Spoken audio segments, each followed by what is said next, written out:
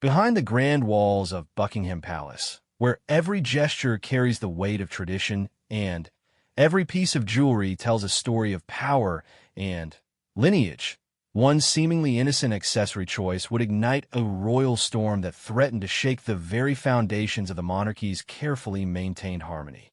When Queen Camilla appeared at the annual diplomatic reception, wearing what appeared to be a familiar sapphire and diamond necklace, keen-eyed observers immediately recognized the piece as one that had become synonymous with the Princess of Wales. What should have been an elegant evening of diplomatic pleasantries quickly transformed into a silent battleground of royal protocol, personal boundaries, and unspoken rivalries. The weight of that necklace around Camilla's neck carried more than just precious stones. It bore the invisible burden of family tensions, public perception, and the delicate balance of power within the world's most watched royal family. As cameras flashed and diplomats mingled, few could have predicted that this single choice would lead to immediate consequences that would reverberate through the palace corridors and capture the attention of millions worldwide. This is the true story of how one piece of jewelry became the catalyst for a royal confrontation that revealed the complex dynamics, hidden tensions, and very human emotions that exist behind the crown's polished facade. The late November evening cast long shadows across the marble floors of Buckingham Palace as staff members hurried through the corridors, making final preparations for one of the most important social events of the royal calendar. The annual diplomatic reception would welcome over 1,500 guests, including ambassadors, high commissioners, and their spouses from around the world. Every detail had been meticulously planned, from the flower arrangements in the staterooms to the precise timing of the royal family's entrance. In her private apartments, Queen Camilla stood before an ornate mirror while her lady's maid, Sarah, carefully arranged the final touches of her evening ensemble. The queen had chosen an elegant midnight blue velvet gown with intricate beadwork that caught the light beautifully. Her hair was styled in her signature soft waves, and her makeup was perfectly applied to enhance her natural features while maintaining the regal composure expected of a queen consort. The selection of jewelry for such occasions was never taken lightly. Each piece carried significance, representing not just personal taste, but also diplomatic messages, family connections, and respect for tradition. Camilla's jewelry collection had grown substantially since her marriage to Charles, now expanded with pieces from the royal collection that had been carefully cataloged and maintained for generations. On this particular evening, as Sarah opened the velvet-lined jewelry cases, Camilla's eyes fell upon a stunning sapphire and diamond necklace. The piece was extraordinary, featuring deep blue sapphires surrounded by brilliant diamonds in an intricate setting that had been crafted by some of the world's finest jewelers. The necklace had a rich history within the royal family, having been worn by several generations of royal women on significant occasions. What made this necklace particularly notable was its recent association with Catherine, the Princess of Wales. Kate had worn this very piece to several high-profile events over the past 2 years, including a state banquet for visiting dignitaries and a prestigious charity gala.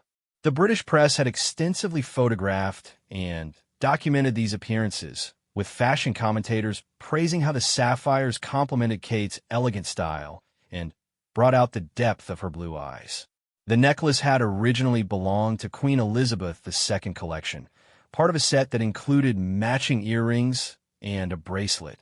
After the late Queen's passing, many pieces from her extensive jewelry collection were redistributed among the royal family members, with particular attention paid to ensuring that significant items remained within the official royal collection for future state occasions. Camilla had noticed how beautifully the necklace had looked on Kate during their previous appearances together. The younger woman had worn it with such grace and confidence that it seemed to have become almost synonymous with her public image. Royal jewelry experts and fashion magazines had begun referring to it as one of Kate's signature pieces, often speculating about its history and significance. As Camilla lifted the necklace from its case, she felt the considerable weight of the precious stones and the intricate metalwork. The craftsmanship was exceptional, with each sapphire carefully selected for its color consistency and clarity. The diamonds that surrounded each stone created a brilliant frame that would catch every light in the palace's grand reception rooms. Sarah, who had been serving the royal family for over 15 years, noticed her mistress's contemplation of the piece. She had assisted with jewelry selections for countless royal events and understood the careful consideration that went into each choice. The lady's maid was also aware of the recent media attention surrounding this particular necklace and Kate's previous appearances wearing it. The decision to wear the necklace seemed natural to Camilla. As queen consort, she had access to the royal jewelry collection, and this piece was undeniably beautiful and appropriate for such a significant diplomatic occasion. The deep blue sapphires would complement her evening gown perfectly, and the formality of the piece matched the grandeur of the event. However, what Camilla may not have fully considered was the complex web of unspoken protocols and sensitivities that govern the sharing of jewelry within the royal family. While technically she had every right to wear pieces from the collection, the practical reality was that certain items had become associated with specific family members through repeated public appearances. Kate had been in the middle of her own preparations in Kensington Palace when she received confirmation of the evening's arrangements from her private secretary. The Princess of Wales had been looking forward to the diplomatic reception, an event she had attended several times since her marriage to Prince William. These occasions allowed her to practice her language skills with international dignitaries and represent the royal family on the world stage. Her own jewelry selection had been made earlier in the week, coordinating with her stylist to choose pieces that would complement her chosen gown, an elegant emerald green dress that had been custom-made by one of her preferred designers. She had initially considered wearing the sapphire necklace herself, given its successful previous appearances and the way it had become a favorite among royal watchers. The evening's proceedings were to follow a carefully choreographed sequence. The royal family would gather in the 1844 room before making their entrance to the picture gallery, where they would greet selected guests. The Queen and King would then move through the staterooms, engaging with diplomats and their spouses, while other family members would circulate among the guests, ensuring that everyone felt welcomed and honored. As guests began arriving at the palace, the atmosphere was electric with anticipation. Diplomatic receptions were among the most photographed royal events, with media representatives positioned strategically to capture the family's entrance and interactions throughout the evening. The images taken would be distributed worldwide, appearing in newspapers, magazines, and online publications, making every detail of their appearance subject to intense scrutiny. The palace staff had spent days preparing the staterooms, ensuring that every surface gleamed and every flower arrangement was perfect. The picture gallery, in particular, had been transformed into a stunning reception space, with its walls lined with masterpieces from the royal collection and crystal chandeliers casting a warm glow over the assembled guests. King Charles had been reviewing his briefing notes for the evening, familiarizing himself with the backgrounds of key diplomatic guests and any particular issues or celebrations that should be acknowledged during his conversations. As always, he was meticulous in his preparation, understanding that these events served important diplomatic purposes beyond their social significance. The moments before the family's public appearance were typically calm, allowing everyone to make final adjustments to their attire and mentally prepare for the intensive social interactions that would follow. It was during this quiet preparation time that the evening's drama would begin to unfold. As Camilla made her way through the palace corridors toward the gathering point, the sapphire necklace caught the light from the ornate fixtures that lined the walls. The piece was truly magnificent, and she felt confident in her choice. The weight of the jewelry reminded her of the responsibility she carried as queen consort, representing not just herself, but the entire institution of the monarchy. The other family members were already gathering when she arrived, each impeccably dressed and ready for the evening's proceedings. It was at this moment, in the elegant surroundings of the palace's private quarters, that the significance of her jewelry choice would become apparent to everyone present, setting in motion a series of reactions that would transform what should have been a routine diplomatic evening into something far more complex and emotionally charged. The 1844 room fell into an unusual silence as Queen Camilla entered, her midnight blue gown sweeping elegantly across the Persian carpet. The room, named after the year of an important state visit, had witnessed countless significant moments in royal history, but few with the immediate tension that now seemed to permeate the air. The ornate gold and blue decor, typically a calming backdrop for royal gatherings, seemed to intensify the spotlight that had suddenly fallen upon the sapphire necklace adorning the queen consort's neck. Prince William was the first to notice the jewelry, his diplomatic training having taught him to observe details that might be significant in any social or political context. His eyes lingered on the necklace for just a moment longer than would be considered casual, and those who knew him well could detect the subtle shift in his expression. As heir to the throne, William had become increasingly protective of his wife's position within the royal family, understanding how important public perception and respect were to the monarchy's future. Catherine, the Princess of Wales, entered the room moments after Camilla, wearing her emerald green gown with understated diamond earrings and a simple bracelet.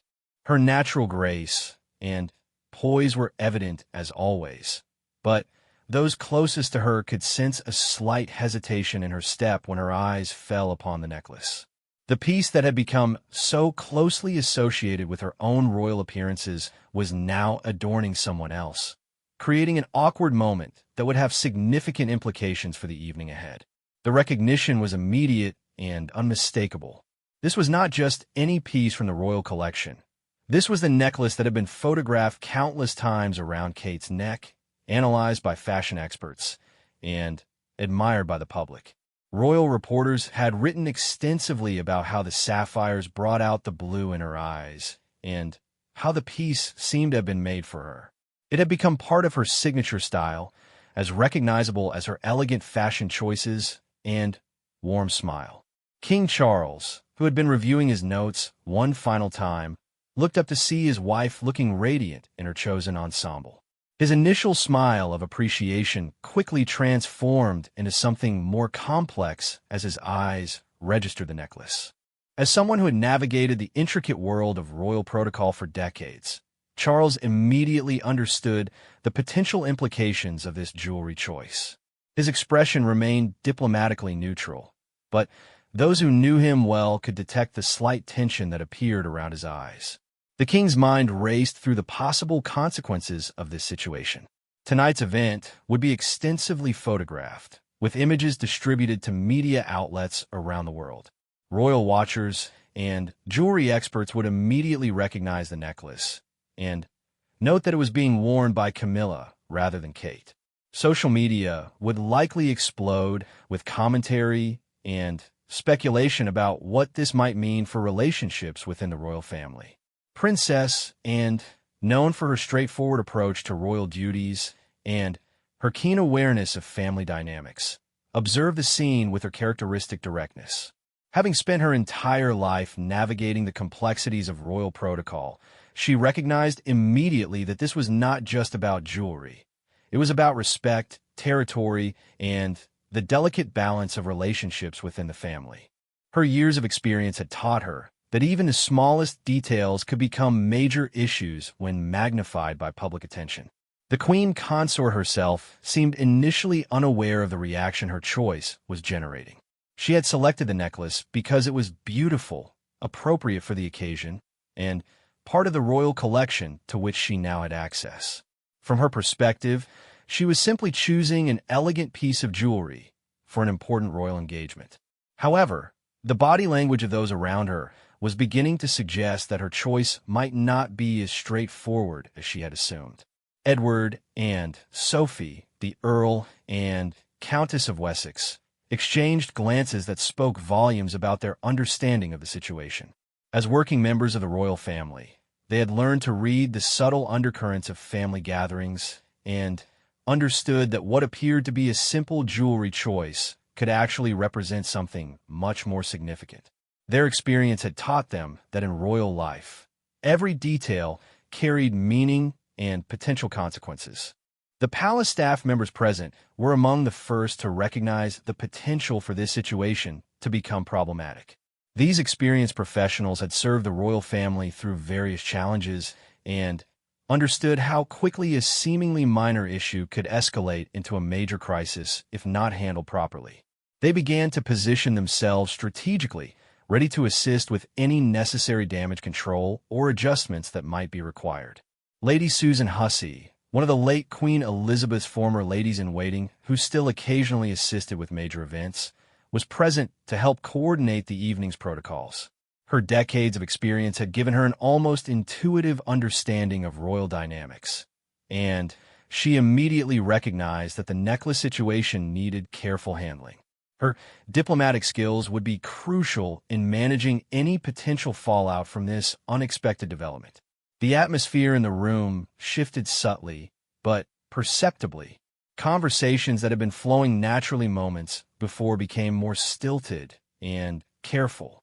Everyone present was now acutely aware that they were witnessing something that could have far-reaching implications, and the weight of that awareness was affecting the usual ease of their pre-event interactions. Meanwhile, in the corridors outside, final preparations for the reception continued. Palace staff were putting the finishing touches on the reception rooms, unaware of the drama unfolding in the family's private gathering space. The contrast between the smooth operational efficiency of the staff and the growing tension among the family members created an almost surreal atmosphere. King Charles found himself in an impossible position. As both husband to Camilla and father to William, he was caught between competing loyalties and interests. His role as monarch required him to maintain family harmony while also protecting the institution of the monarchy from any potential damage. The decision of how to handle this situation would need to be made quickly, as the evening's proceedings were scheduled to begin shortly. The psychological impact on Catherine was perhaps the most significant element of this unfolding drama. As someone who had worked hard to establish her place within the royal family and earn the respect of both the public and the institution, seeing another family member wearing what had become her signature piece felt like more than just a fashion choice. It represented questions about her status, her territory within the family, and the respect accorded to her position as the future queen. Prince William's protective instincts were clearly activated as he observed his wife's reaction to the situation. His own relationship with his stepmother had always been complex, marked by respect for her role in his father's happiness, but also by loyalty to his late mother's memory and protection of his wife's position. This jewelry situation seemed to crystallize many of the underlying tensions that had been simmering beneath the surface of family relationships. The ticking clock added pressure to an already tense situation. The diplomatic guests were arriving, the media was positioned and ready, and the royal family's entrance was scheduled to occur within minutes. Whatever resolution was to be found would need to happen quickly and discreetly, without causing a scene that could damage the monarchy's reputation or create lasting rifts within the family. As these dynamics played out in the intimate setting of the 1844 room, everyone present understood that they were witnessing a moment that would have lasting consequences for family relationships and possibly for the public perception of the royal family. The choice of how to proceed would require all of Charles's diplomatic skills and leadership abilities as he navigated between his roles as king, husband, and father in one of the most delicate situations he had yet faced as monarch. King Charles III stood at the center of what had become an extraordinarily delicate situation, his mind working rapidly through the possible approaches to resolve the mounting tension in the room.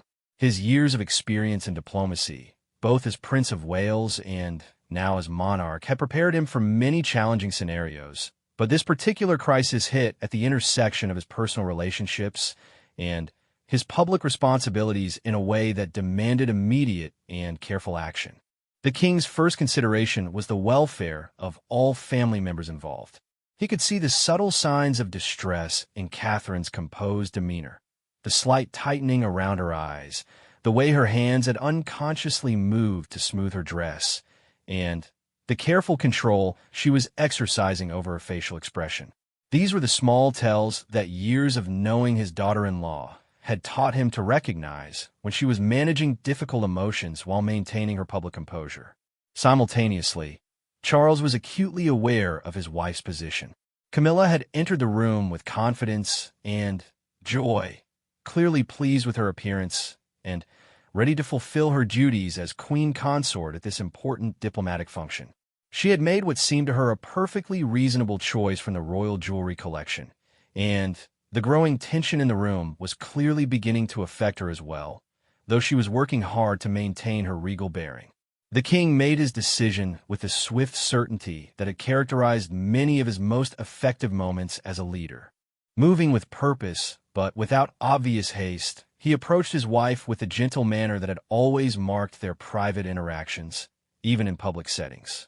His voice was low and warm as he leaned slightly toward her, speaking quietly enough that others in the room could not overhear the specific content of their conversation. "Darling," Charles said softly, his hand touching Camilla's arm gently.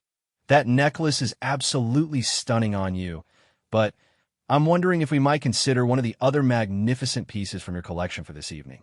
Perhaps the diamond parure that looked so elegant at the Commonwealth reception last month." The king's approach was masterful in its diplomacy. He had complimented the necklace and acknowledged how beautiful Camilla looked wearing it, while simultaneously suggesting an alternative that would resolve the immediate crisis. His reference to another successful jewelry choice from a previous event provided a face-saving way for Camilla to make a change without feeling criticized or embarrassed. Camilla's reaction showed both her intelligence and her genuine care for family harmony. Though there was a moment of confusion as she processed the request, her years of experience in navigating complex social situations allowed her to quickly understand the underlying dynamics at play. Her eyes moved briefly to Catherine, and in that moment, the full situation became clear to her.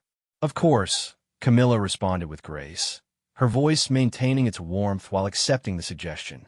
"You're absolutely right. The diamond pieces would be perfect for tonight's occasion. They'll complement the formality of the diplomatic reception beautifully." The queen consort's response demonstrated the diplomatic skills that had served her well throughout her royal tenure. By framing the change as a positive choice rather than a concession, she maintained her dignity while resolving the immediate crisis. Her willingness to adapt showed both her understanding of royal protocol and her genuine desire to maintain family harmony. Lady Sarah, Camilla's lady's maid, immediately stepped forward to assist with the jewelry change. Having witnessed this type of last-minute adjustment before, she moved with quiet efficiency, understanding that discretion and speed were essential. She carefully unclasped the sapphire necklace while simultaneously producing the suggested diamond pieces from the portable jewelry case that always accompanied the queen consort to major events. The diamond parure that Charles had suggested was indeed magnificent. The set included a substantial necklace with perfectly matched diamonds in an intricate Victorian setting, along with coordinating earrings and a bracelet. The pieces had their own distinguished history within the royal collection, having been worn by several generations of royal women at significant state occasions. The formality and grandeur of the diamond set was actually more appropriate for a diplomatic reception than the more personal sapphire piece had been. As the jewelry change took place, King Charles took the opportunity to address the broader atmosphere in the room. His natural leadership skills came into play as he began engaging other family members in light conversation about the evening's proceedings, effectively redirecting attention away from the jewelry situation while allowing it to be resolved without further drama. Prince William, who had been watching the situation unfold with careful attention, visibly relaxed as he observed his father's handling of the crisis. The Prince of Wales had great respect for his father's diplomatic abilities, and seeing Charles navigate this delicate family situation with such skill reinforced his confidence in the king's leadership. William's protective instincts regarding his wife were satisfied by seeing that the situation was being addressed respectfully and effectively. Catherine herself experienced a wave of relief and gratitude as she witnessed the careful way her father-in-law had resolved the situation.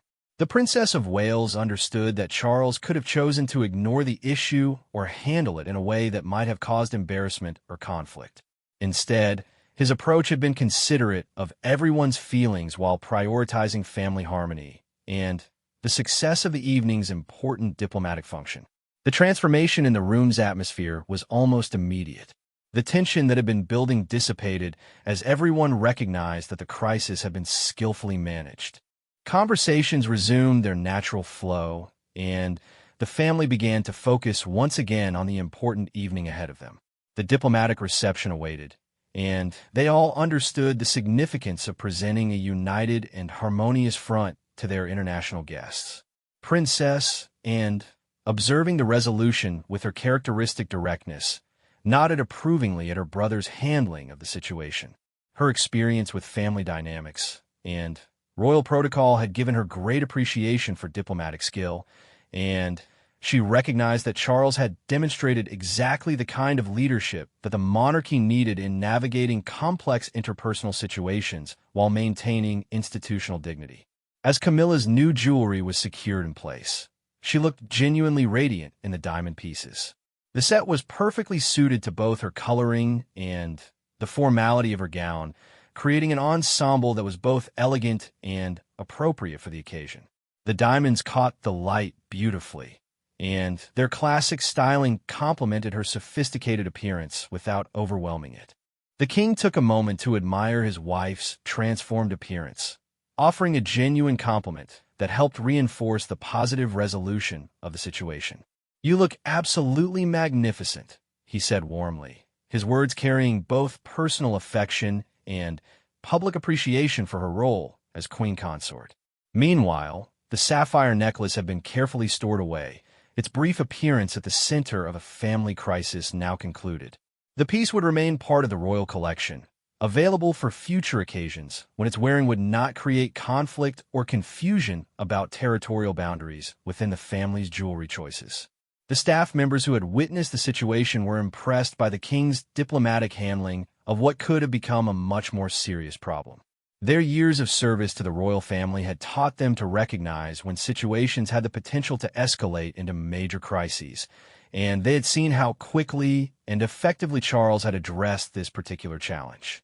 As the final preparations for their entrance were completed, each family member took a moment to ensure their appearance was perfect for the cameras and guests that awaited them. The brief crisis had been resolved, but its handling had revealed important information about family dynamics, royal protocol, and the king's approach to leadership in both personal and public contexts. The resolution of this jewelry crisis had taken only a few minutes, but its impact would be lasting. Charles had demonstrated his commitment to family harmony, his skill in diplomatic problem-solving, and his understanding of the delicate balance required to maintain both personal relationships and institutional stability.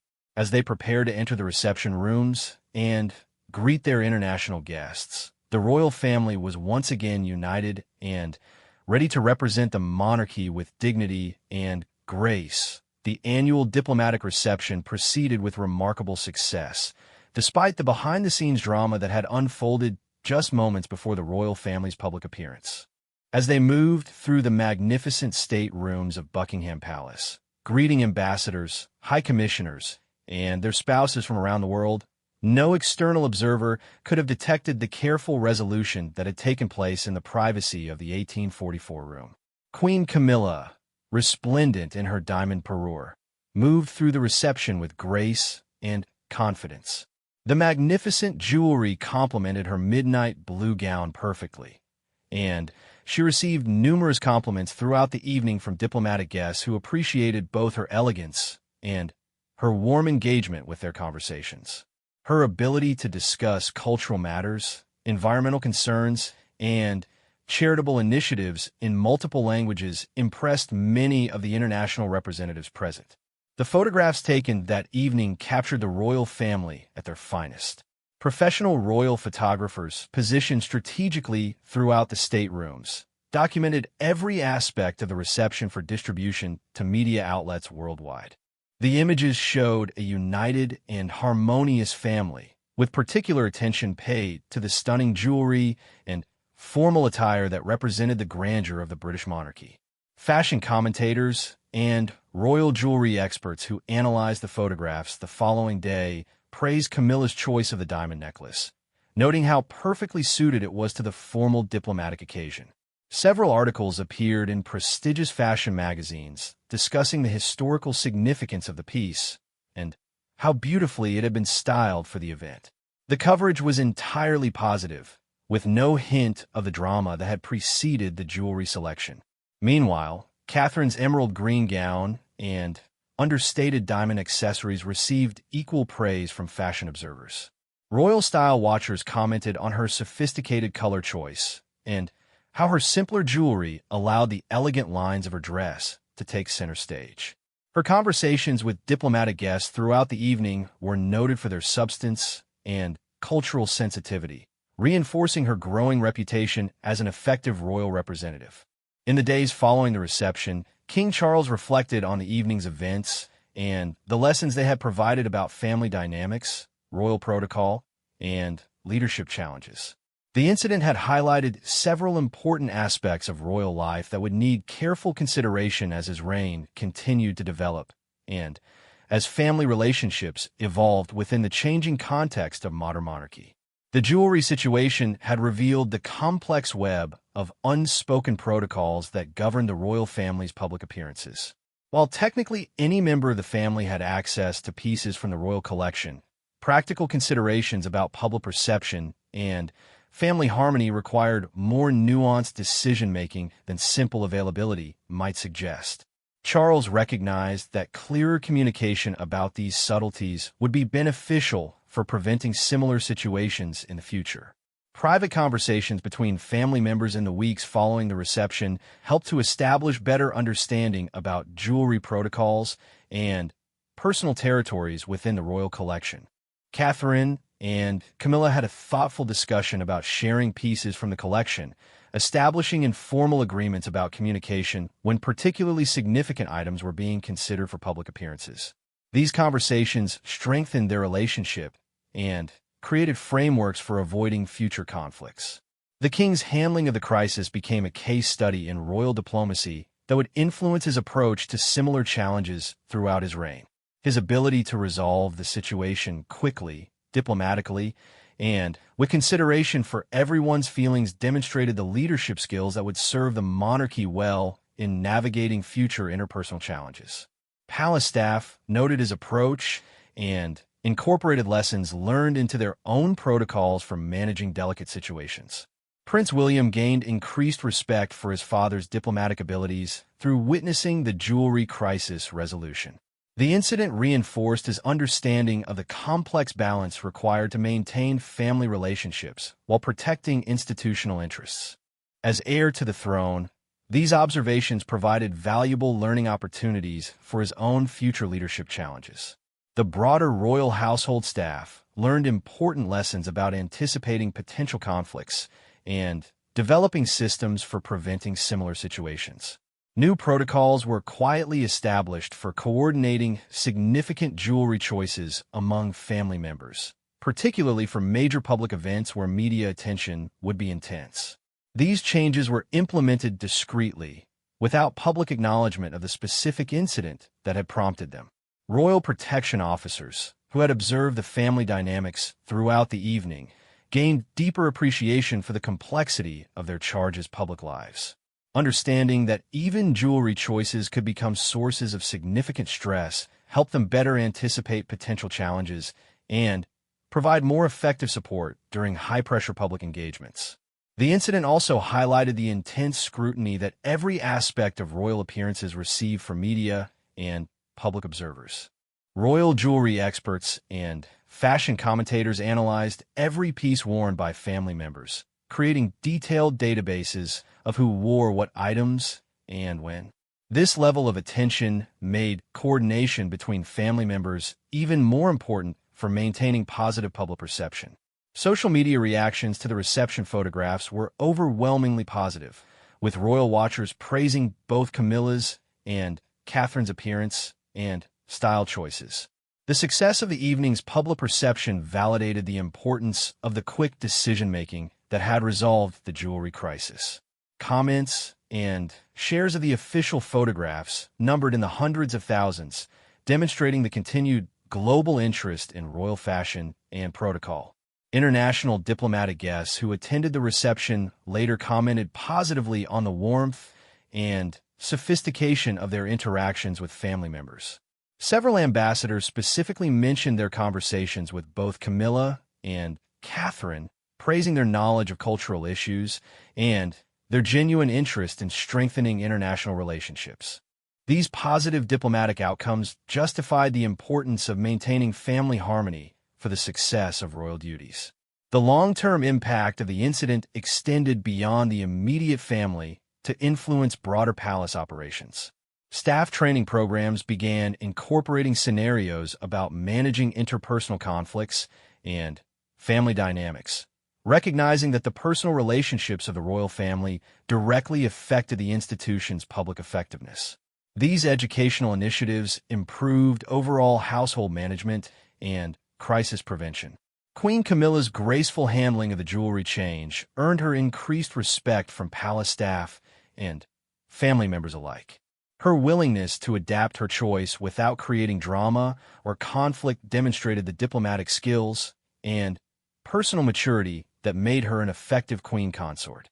This incident became one of many examples of her ability to prioritize institutional and family harmony over personal preferences. The sapphire necklace itself remained part of the royal collection, eventually returning to Catherine's jewelry rotation for appropriate occasions. The temporary controversy surrounding its wearing became just one of many minor incidents in the long history of royal jewelry, remembered more for how it was resolved than for the conflict it initially created. As months passed, the jewelry incident became a useful reference point for family discussions about protocol and consideration.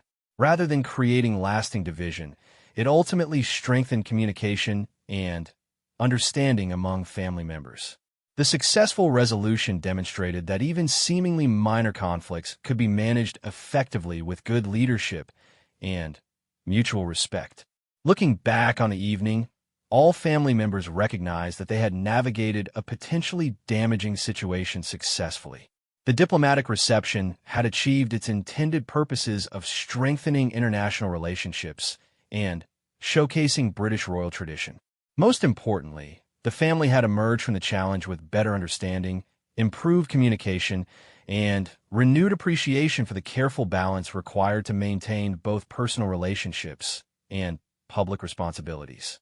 The incident served as a reminder that royal life required constant attention to details that might seem insignificant to outside observers, but carried substantial weight within the context of family dynamics and public perception. Every choice, from major policy decisions to jewelry selection, required consideration of multiple perspectives and potential consequences. The successful navigation of this particular challenge provided confidence that future situations could be handled with similar wisdom and diplomatic skill. The lessons learned from the necklace incident would continue to influence royal protocol and family relationships for years to come, serving as an example of how thoughtful leadership and mutual respect could transform potential conflicts into opportunities for strengthened understanding and improved cooperation within the world's most watched royal family.